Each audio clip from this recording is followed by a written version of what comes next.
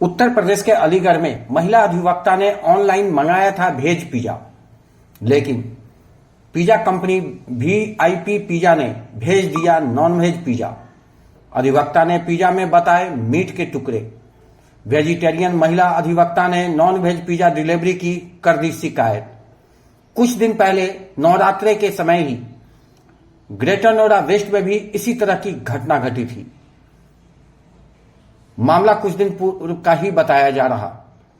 सारसी gate थाना इलाके के महेंद्र नगर का है यह पूरा मामला। हमारे बुलेट न्यूज इंडिया के संवाददाता ने महिला अधिवक्ता से की बात। आइए सुनते हैं ये रिपोर्ट। सर क्या नाम है आपका? सर मेरा नाम चेतन है।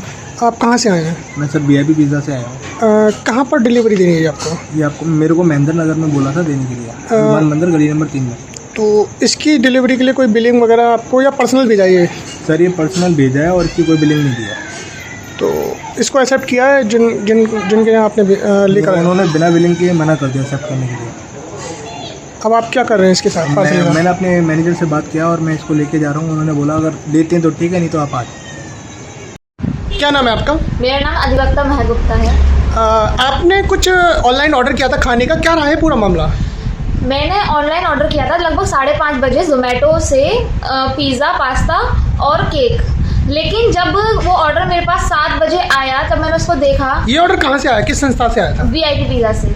क्या निकला? पिज़्ज़ा अलीगढ़ मैरिज रोड पर है, ये हमने उससे किया था ऑर्डर।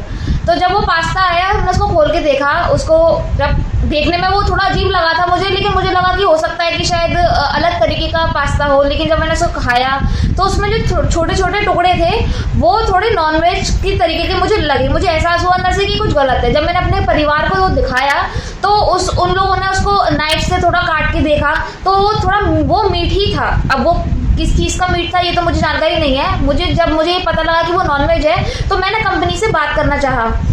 कंपनी से जब मैंने वीआईपी कंपनी को फ़ोन करके पूछा कि मैंने कहा भैया आप ये बताइए आपने जो पार्सल मुझे भेजा है वेज है या नॉन वेज है, क्योंकि जो मैंने ऑर्डर किया था वो तो वेज किया हुआ था।